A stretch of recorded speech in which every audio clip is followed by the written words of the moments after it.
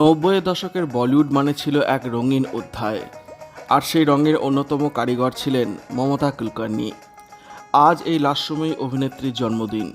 দীর্ঘ 25 বছর দেশের বাইরে থাকার পর সম্প্রতি তার দেশে ফেরা এবং জীবনধারার পরিবর্তন নিয়ে চর্চা হলেও সিনেপ্রেমীদের কাছে তিনি আজও সেই চিরচেনা গ্ল্যামার কুইন। কেরিয়ারের শুরু থেকে মমতা ছিলেন অপ্রতিরোধ্য। অক্ষয় কুমার, আমির খান, সালমান খান থেকে শুরু করে গোবিন্দা কিংবা সঞ্জয় দত্ত, বি টাউনে প্রায় সব মহারথীর সঙ্গে স্ক্রিন শেয়ার করেছেন তিনি। তার অভিনীত প্রতিটি ছবিই ছিল বক্স অফিসে চর্চার বিষয়। মমতা কুলকার্নি মানেই ছিল সাহসী অভিনয় আর দুর্দান্ত স্ক্রিন প্রেজেন্স। তার ঝুলিতে রয়েছে একের পর এক সুপারহিট সিনেমা। করণ অর্জুন, শাহরুখ সালমান জুটির এই কালোজয়ী ছবিতে তার উপস্থিতি ছিল নজর কাড়া। সবসে বড়া খিলাড়ি অক্ষয় কুমারের সঙ্গে তার অনস্ক্রিন কেমিস্ট্রিও আজও দর্শকদের মনে গেঁথে আছে।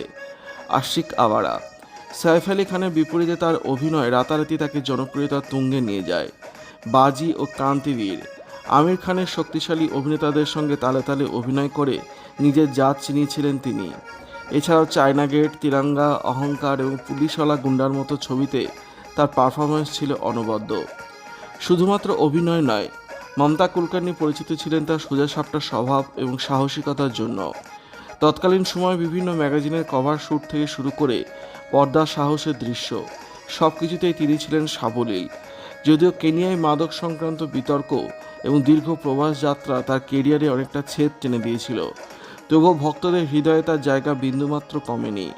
দীর্ঘ আড়াই দশক পর যখন তিনি ভারতের মাটিতে পা রাখলেন, তখন তার রূপ বদলেছে চলন বলন।